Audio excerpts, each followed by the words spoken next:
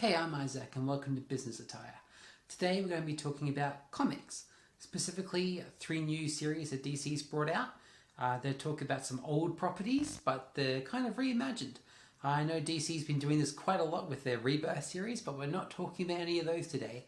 No, today we're talking about Scooby Apocalypse, the Flintstones, and yes, Wacky Raceland. Okay, so to begin with, let's talk about Scooby Apocalypse. So this one takes the characters that we know and love from our childhoods and reimagines them as a team that doesn't know each other just yet. So this one, you have Scooby and Shaggy who know each other, you got Daphne and Fred who know each other, and then you got Velma. And it starts off, and it's quite, it starts off like at one of those, I guess like a rave type of event. And it's an interesting take on the characters. So they stay true to what the characters are and their personality types, but then they sort of mish and match them from then on. So they place them into this world that's in the future with some high-tech gadgetry. And I guess, as you can know from the title, this is about the apocalypse. So this story, at least the first issue, is really setting that up. So it's about bringing all these people together to get ready to fight whatever this apocalypse is going to be.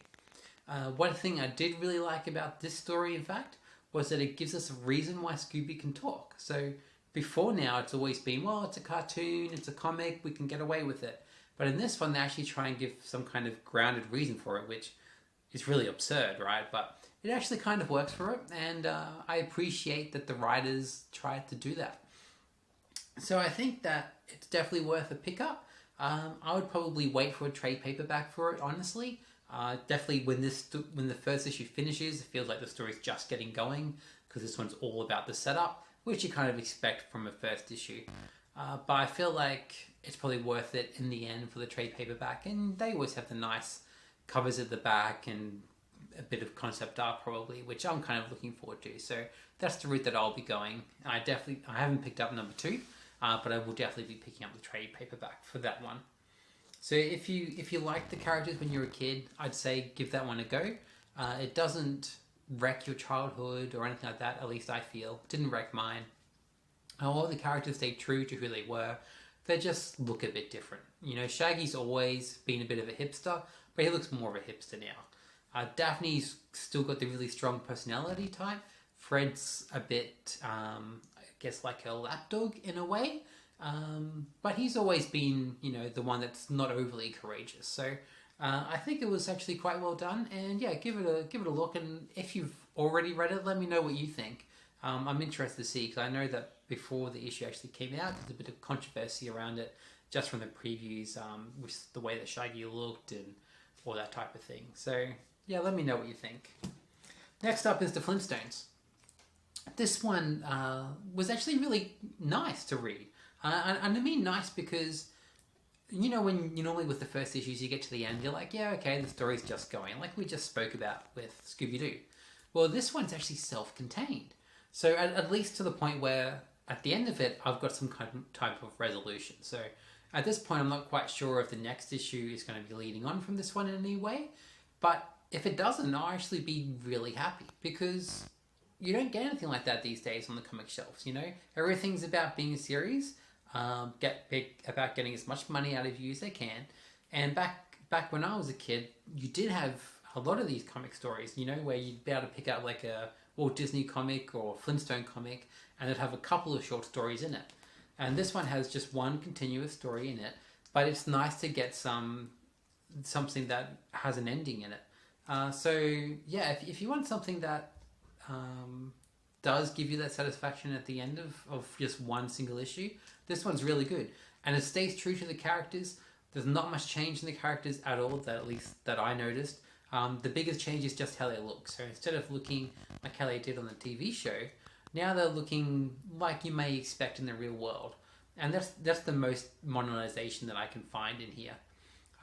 The one thing that I will say is that there is one weird aspect of the comic with a mobile. I guess they're trying to use mobiles back then, and for me that felt a little bit forced and a little bit weird. I know that they've done weird things with, you know, having shell phones and stuff in the past, but going to the length of a mobile, I'm just like, yeah, my suspension of disbelief doesn't go that far. But I know you're going to say, well, that's crazy, Isaac. Have you seen what else is in the Flintstones? Like, suspension of disbelief, you got to take it all. But that's just my point of view. That one bit took me out a little bit. Let me know what you thought. If you've read this, I'd like to know if there was anything that took you out and what you thought based on this compared to the old TV series. Next one up was one that really caught me by surprise. So Wacky Raceland, I did plan on picking up because of the artwork, but then closer to the release date, I was like, I'm just not going to waste my money on another comic just for the artwork. Like, I need something a bit more than that. And then I got to the comic stand and I found that they had my cover there that I was really wanting to get. It was the last one, so I'm like, I'll just pick it up and we'll see what it's like. At least if it's a crap story, I've got a comic with a cool cover. And I was really blown away. So this comic, it's really a reimagining of the characters. It stays true to their personality types, but apart from that, it places them in a whole different situation. So this one's more like a Mad Max Wacky Raceland than the old cartoon TV series.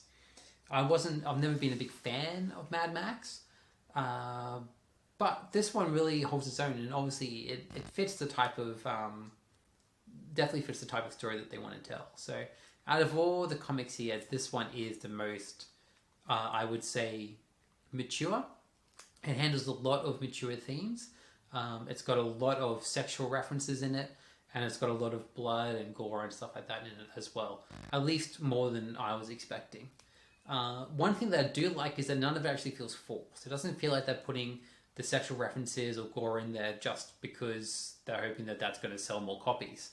It actually feels like it fits the characters and it kind of fleshes out their backstories, which I really liked.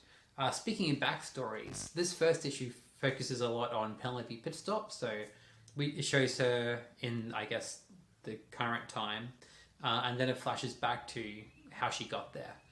And at the end of the comic, you've actually got a little bonus couple of pages which tell a short story about one of the other teams in the comic.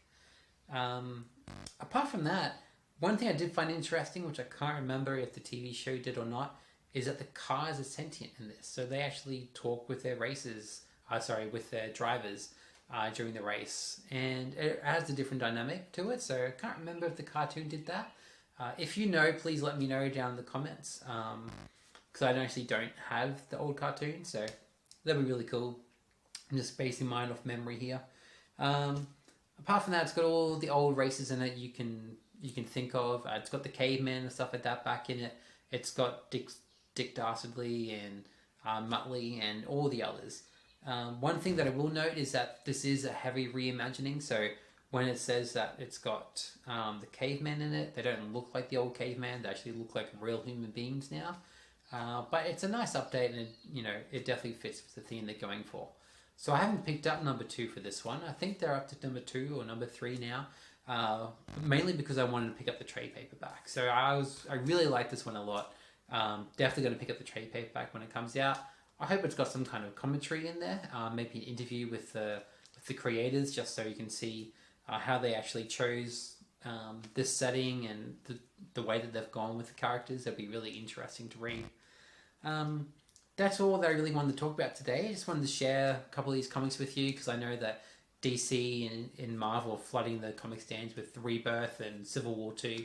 So I thought I just wanted to highlight a couple others that are out there on the shelves, which are kind of different to other stuff that's out there at the moment. If you have picked them up, let me know. I'm really interested to know if you guys feel the same as me, and if you don't. Otherwise, I'll see you next time on Business Attire. Thanks.